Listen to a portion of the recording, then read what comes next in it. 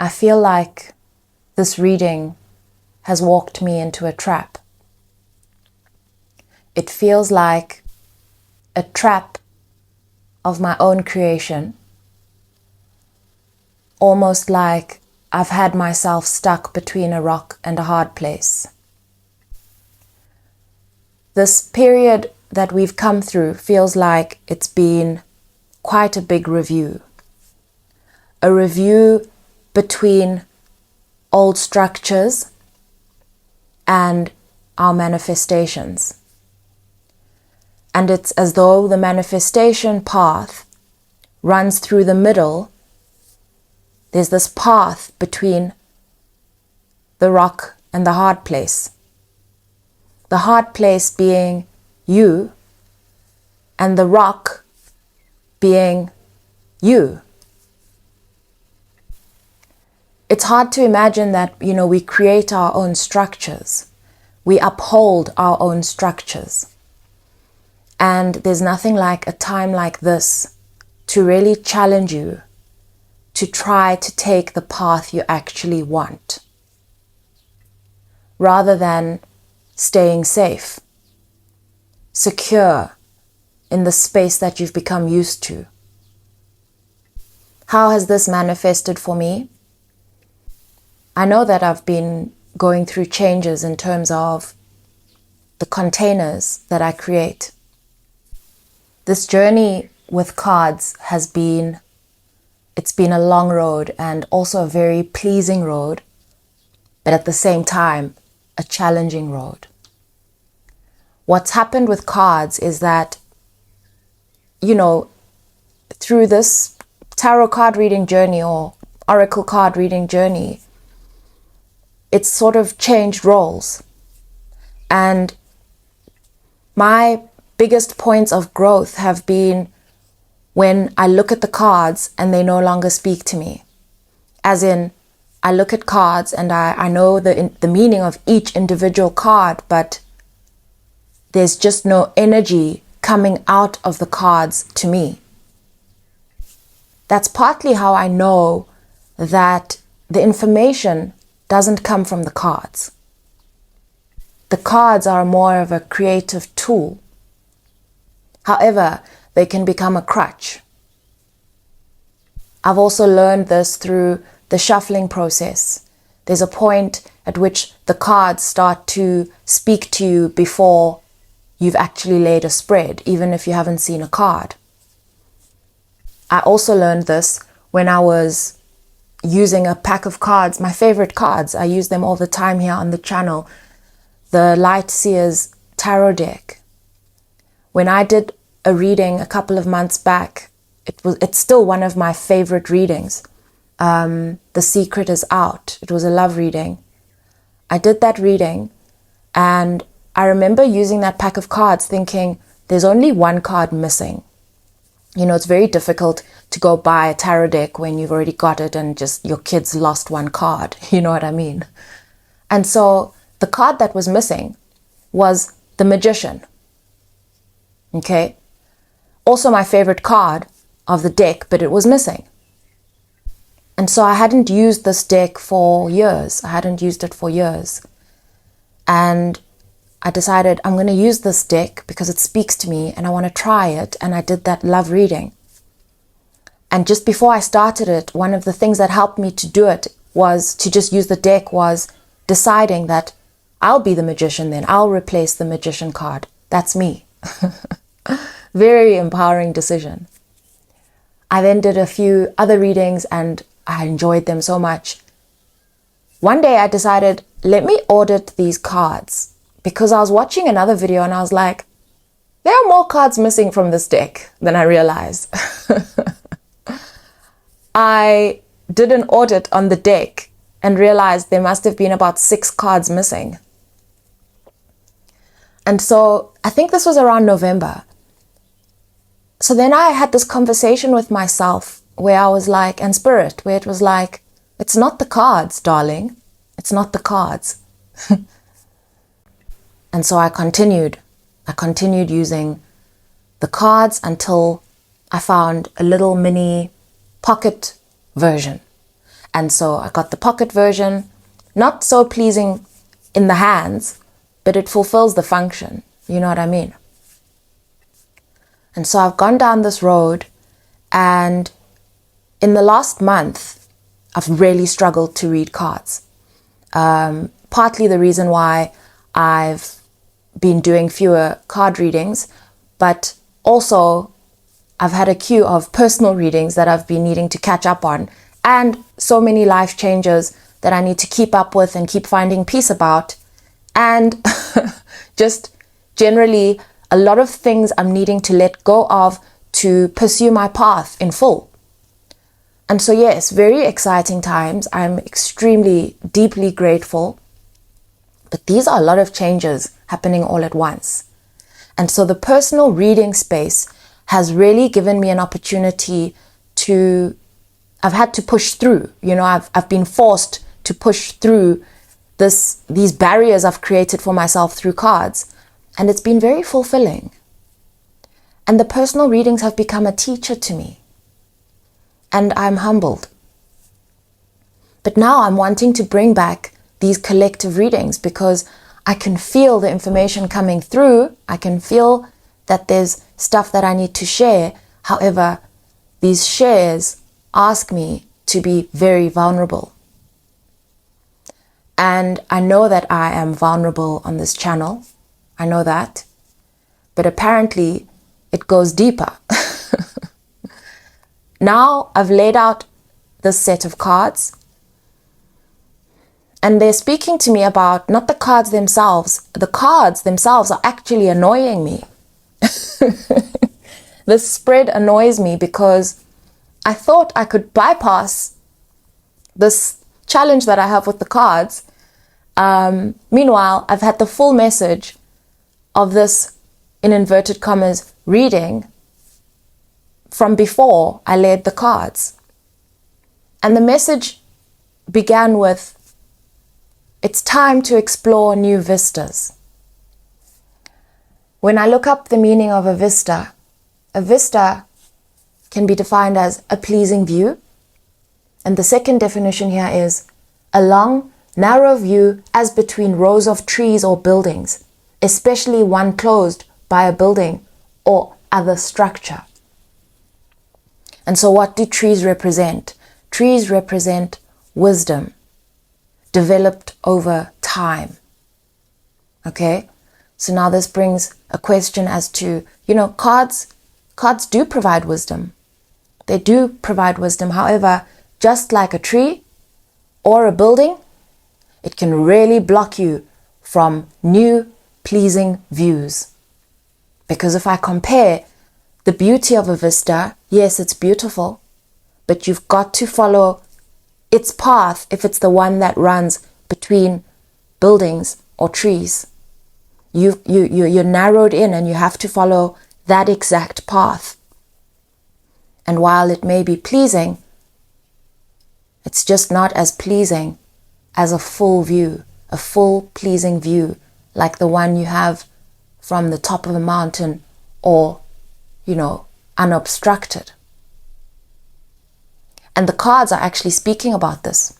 The cards, this message is laid out right here in front of me. And so I'm going to continue to share what I believe the real challenges are here rather than reading these cards. Because I can see what's happening here. There's a resistance against what you've manifested. What you've manifested is sitting right in front of you, except you're in your own way. You are not allowing yourself to fall into this space that you know you'll be carried. You know you'll be carried. And what this is bringing up is that you don't trust yourself. You don't trust yourself that you've got what you need. You've got all of the evidence. You've proven it time and time again. But what I'm told to tell you is that it's time to take your power back from the structures you've created for yourself. Because you are bigger than the structures. You are more than the structures and you are limiting yourself. I'm going to call it what it is. This is a fear of spreading yourself. This is a fear of showing exactly what you're made of. You know, this is a fear of your size, your depths. Perhaps a fear of rejection. Perhaps a fear of being too good. How is that rational? So I don't think it will really help to question how is that rational. You know, that sounds like berating, self-berating. What I'd rather say is to remember these words, that you are enough and you deserve this and you've earned this. And also to not assume all this responsibility on your shoulders. What you have is access. You've got full access and you're being asked to use it, enjoy it. You're being asked to exploit it.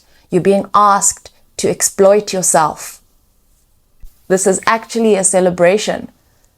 This is a celebration of everything you've put into yourself. And so not just to share it with other people, but to enjoy it for yourself and celebrate it constantly, to really enjoy it. It's like you've closed yourself in and you've got so used to, like, your body is so used to keeping yourself small. And so it's time to exploit yourself. Get everything out. You know, as I was washing my hands, this idea of gold came in. I didn't think it was part of this. I was just like, no, that's monkey mind. Your brain's playing with you. But I was like, gold. And then I went bronze. And then I went silver. And so this is like you're holding gold, but you're like kind of downgrading yourself down to silver because something is not allowing you to grasp this gold, which has been offered to you up front and first. And this in itself, you know, this collective container that I've created today, it's interesting because I've been doing a number of personal readings and I've got very comfortable not using cards in these personal readings. Tarot cards. And I feel like the reason I've been put through this pain of this annoying container, because I'm annoyed, I'm not going to lie to you. The reason I've been put through this is because I have not brought this message here. I have not brought this message here that you've been working against yourself. I remember years ago, the first psychic I went to see who told me this, it was not the first psychic I went to see. That it was the first time I was told I'm a healer. She told me, you need to get yourself a deck of oracle cards. And she said, not tarot cards, not tarot cards. You're better than that. And I'm just quoting her. She said, I don't know, maybe she used a word like advanced or whatever it was. I'd never touched cards. But basically she was saying my gift goes further than tarot cards. And so I started with oracle cards, but then tarot cards, I went and bought a deck because I was like, I'm curious. And they've been amazing. I'm just recalling, it's a deja vu. Also, while prepping for this container, the tarot cards have been such a gift for me. And I want to share this because I believe there's tremendous value in tarot cards. Tarot cards have really helped me mold myself into the channel that I am. And not through, not just as a creative tool, but as an invitation to constantly and continually keep removing these blinkers from my head, these rose-colored glasses, fooling myself, undoing the lies that I was telling myself. And so I've used tarot cards for a lot of stuff. I've used them like if I'm questioning whether it's a relationship, whether it's a thought process, whether it's any incident, I pull out my tarot cards and I'd look at them, and the times I struggled, I would keep repeating the reading over time, and in time accept that the cards are telling me the truth. It's me that does not want to see the truth. And so that's been how I've journeyed towards the truth, and not necessarily what I want to believe, but the truth.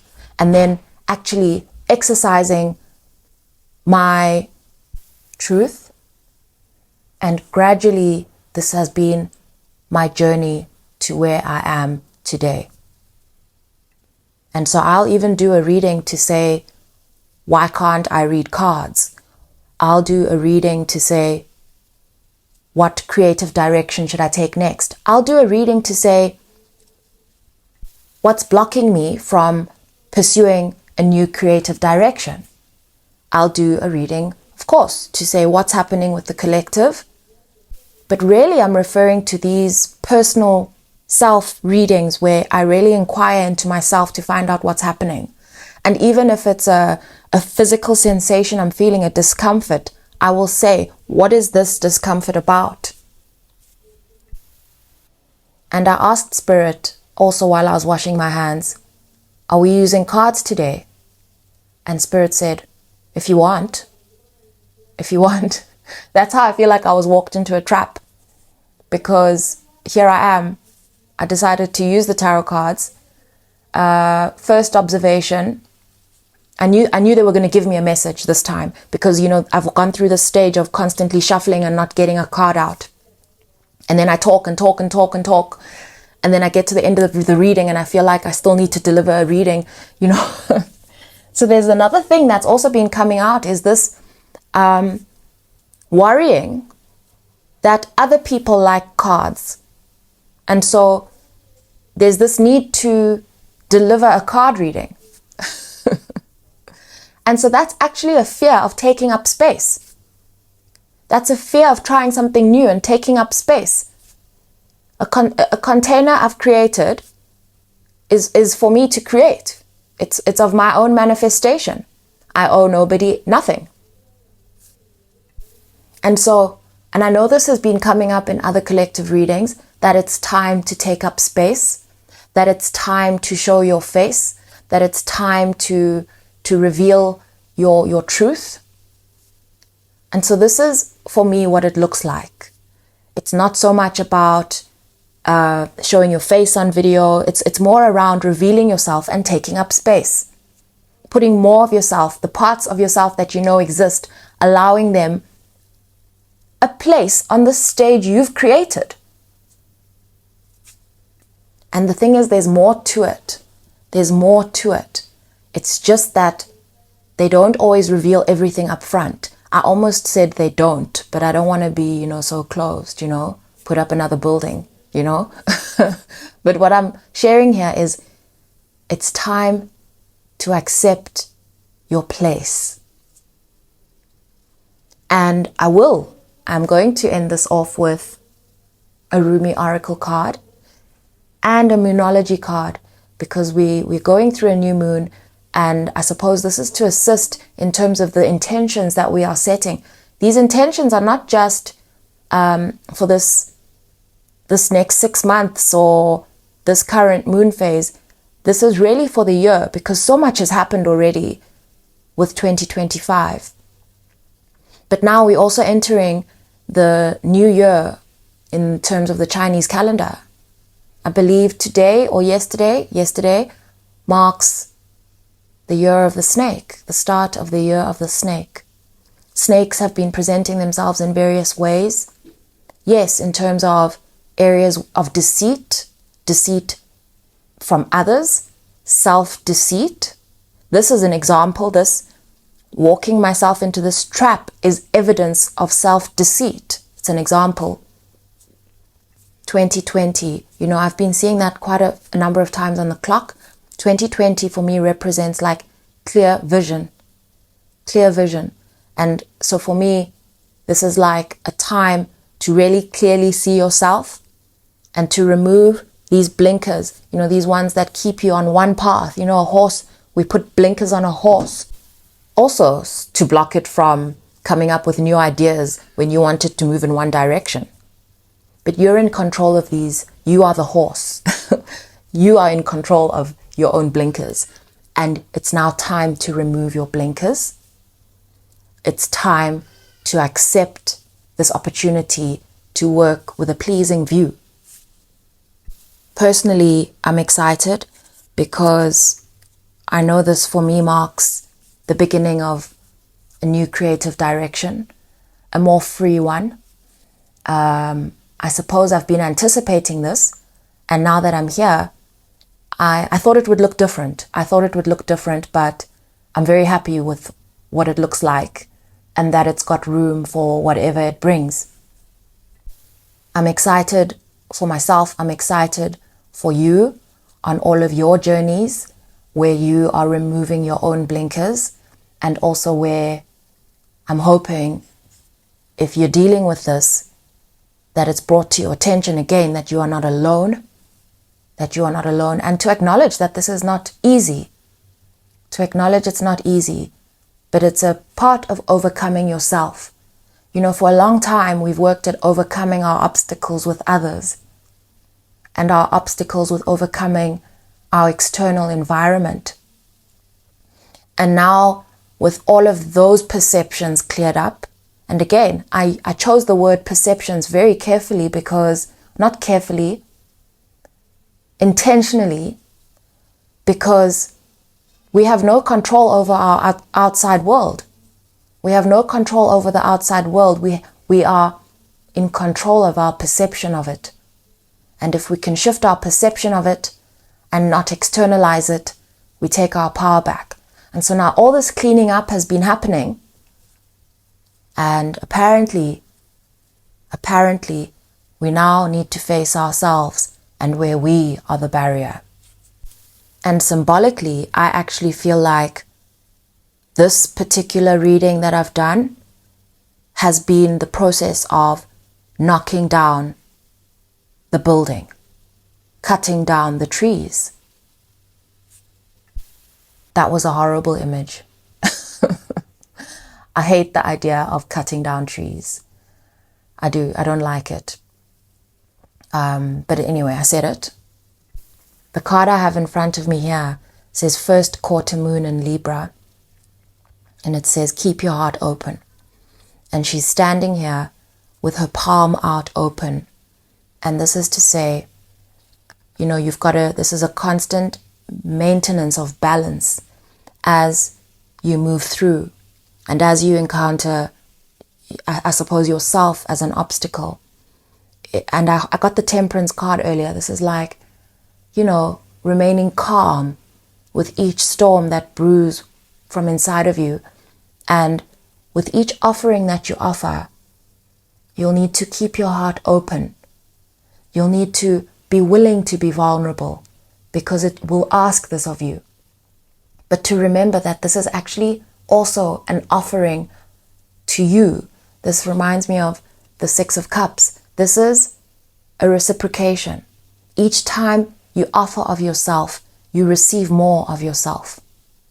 It's like a self-acceptance journey.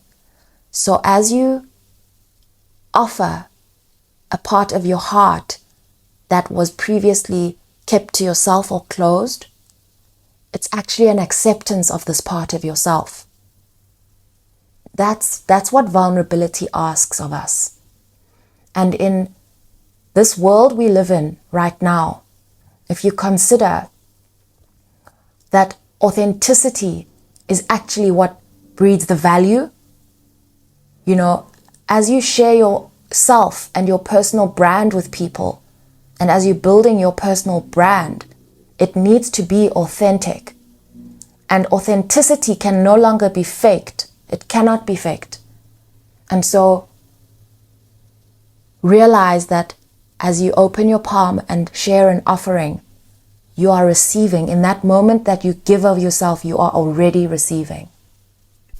And I have last quarter moon in Taurus. Be proud of yourself.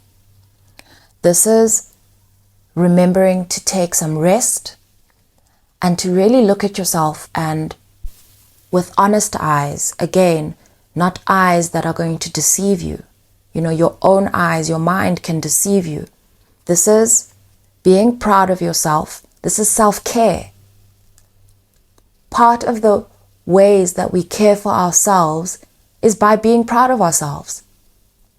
Being proud of our achievements, being proud of what we've produced, whether that's a product you can present to others or whether you're the product. And I have here, last quarter moon in Sagittarius, practice gratitude. And so this is for me, with Sagittarius being a much more passionate and fast-moving sign. This is the energy of every time you shoot your target and have an achievement, big or small, is to practice gratitude. And in this card in particular, this is not just gratitude for the gifts, it's also gratitude for all of the support. You know, whether we're thanking the people we're sharing with, or whether we're thanking our spirit guides, God, this is an opportunity to remind yourself that you don't walk alone, that you aren't alone. Because with everything that's happening, one can feel like they're by themselves and like they're carrying this load on their own, but you're not. I feel like what's being reinforced again here is the Six of Cups reciprocal energy. It's that when we practice gratitude, it feels like an offering, but we're actually receiving in turn again. It's like this, you're constantly giving to yourself by being grateful. You know, it amplifies the manifestation. It really does. When I look at these tarot cards in front of me, it's a Celtic cross spread. I actually just want to laugh because these cards are so loud and so strict. And so like, when I say strict, I just mean like, they're basically saying, who are you kidding? This is the process you're going through. It's time to get past yourself. And I feel like I can't take another 15 minutes and run through the spread and share what I've already shared. It's out. And I'm so grateful that I still have room for these Rumi oracle cards. And let's see what they have to say. Something weird just happened. I got caught up in the beauty of a card that I saw. The card is Blessing of Zara.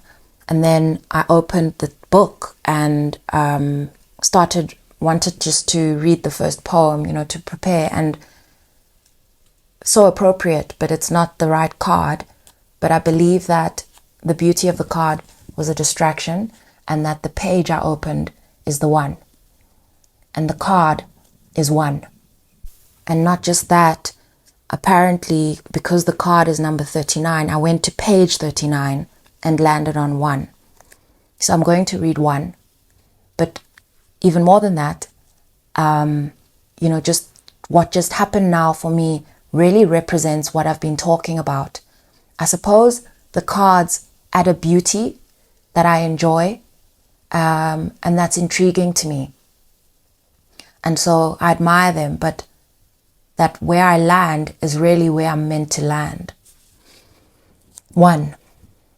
I have abolished duality from myself. I have seen the two worlds as one. One I seek, one I know, one I see, and one I call. Rumi. You look for me, and what do you see? You. Am I playing games with you? Holding up a mirror for you to behold God? Yes. These are games of love and truth.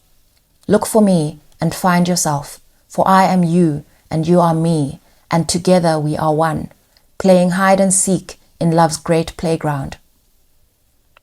Like molten gold, poured from the furnace of divine love into a one-of-a-kind mold, you are created uniquely and of divine essence. You are both the lover and the beloved. There is no aspect of your life separate from your spiritual journey, and there is no aspect of you that is not of divine origin. So then, why the frowning, the fear, or the questioning? Let me share a sublime secret with you. Let me whisper into your heart now. There is nothing to fear. All is unfolding according to the divine genius, and there is a sweet shift in store for you. No matter how dire circumstances may appear to be, or despairing you may feel, there is still an avenue through which fulfillment and resolution will be granted. This will happen. That is because the divine seeks wholeness of the one. That means anything and every part of existence, and that includes you and all aspects of your being and life, is claimed by the divine. Your return to the divine is demanded. Every part of you, every life circumstance. The divine keeps rigorous, flawless accounts. Therefore, nothing shall be left unaccounted for, not even that which seems to be outside divine attention and grace at this moment. You must remember that you are a living heart, the dweller at the center between heaven and earth, star and soil, light and dark. If you cannot summon the joy to rise up and meet the divine beloved, fear not. That cunning lover lies deep within the depths, waiting to gather you into sacred embrace as you descend into darkness. Either through flying or falling, you shall be caught and tangled up in divine embrace. So fear not. Cast aside worry and concern. Know that you are thoroughly itemized on the divine ledger, and not one moment of your struggle or suffering shall miss the hawk-like gaze of the ever-attentive and heavenly beloved. This oracle comes to you with particular guidance. There is a friction or conflict within you or your life right now, a sense perhaps of being pulled in more than one direction and confusion because of this. You are questioning which path to take, this way or that. What if you choose this path and it turns out the other would have been better? But how can you know now that what choice, if any, is most needed in your life? So many questions. Your mind is scurrying. There is no other word for it. Backwards and forwards it goes, to and fro, trying to settle upon the truth. I love you too much to allow this to continue unchecked. Surrender it. Give it up. The truth you seek is this: you shall be. You shall manifest your destiny just as the acorn grows into the oak tree. You cannot be other than what you are, and as you accept this, life responds. It breathes and relaxes around you, so what you need can come to you more easily. It finds you, drawn to the need in you that is natural and inviting, and not a cause for anxiety or distress. The need leads to satiety. What is desired and what fulfills that desire is one. They are lovers that come to each other naturally, even through darkness and confusion, drawn to each other, following the natural course of the universe to become one. So do not fret and fear, my beloved. Do not hold back from that which feels incomplete out of anxiety or distress. It is just the lover that will soon be joined by the beloved. You are recognizing the moment before this occurs, so fret not, and instead, let that inner lover loose.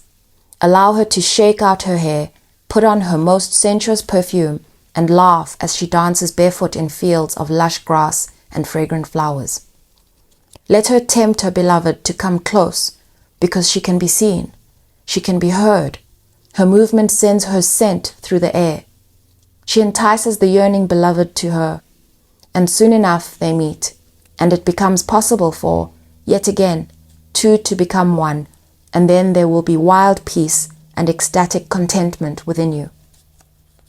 If there is any part of you struggling to surrender the conflict between old and new, between what has been and what needs to be, between passion and duty, creativity and rationality, between this role or identity, then know this: even the conflict serves. Don't choose either one and believe it is the answer. Sometimes the sacrifice is not one or the other, but the idea that it can be only one or the other. At another level, a level of divine resolution, there is beyond the apparent polarity and conflict a third way, the rising up to where there is only one perfection taking place constantly. Open your heart, you'll find the bridge to understanding and trusting in that perfection there, where it has always been and will always be. Don't worry, all is happening exactly as it should. This oracle brings you particular guidance. There is a resolution and a perfect coming together of elements in your life that might have seemed disparate or in conflict.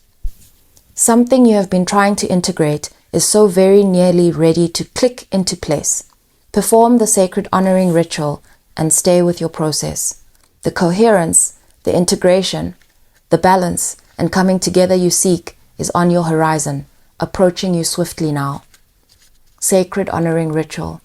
Place your hands at your heart and say aloud, Rumi, who loves me unconditionally, I gaze into my heart and you are there. I gaze into your heart and see my own face. We are one. This oneness is contagious. May it swiftly affect every aspect of my inner world so that my outer existence aligns gently with perfect harmony with the great divine beloved. You and I are one with the perfection of divinity unfolding, now and always. Through grace and my own free will, so be it. When you are ready, place your hands in prayer position and bow your head in reverence and recognition to the one divine plan unfolding. Say, I surrender into the one truth of divine perfection, which includes my own divine destiny now. Through mercy and grace, so be it. When you're ready, simply close your eyes and bow your head again. Then you have completed your ritual. I don't usually read out the sacred honoring ritual, but I really believe that this message is important and a really necessary step in terms of next steps. You can sit in one spot and think you're waiting for a solution when it's actually you. And so this divine intervention that we wait for sometimes is us. We are the divine intervention. I find myself feeling so grateful for divine support. You know, what we're essentially doing is traveling through darkness. And you can only really see what's immediately in front of you and what carries you forward, what helps the momentum to be created, and what propels one is trust. It's trust which is never failing. And in its never failing, it's very strange to still encounter these blockages, given that the trust has not yet failed, yet it hasn't fully existed. It's been exercised, but having to constantly revisit it is sort of evidence that it could do with some more give. It could do with some more room to provide more ease. And so this is an invitation to live life and approach this darkness with more ease. You know, we're in this life and we're not actually given full view of the plan. We are allowed to hear the higher self, but we're not really allowed to see the higher self other than through our vision. And in order to really see our higher self, we need to trust that vision. So this is really a path of trust, which takes courage, but allow your courage to be built by the fact that this trust is never failing. Sending you love.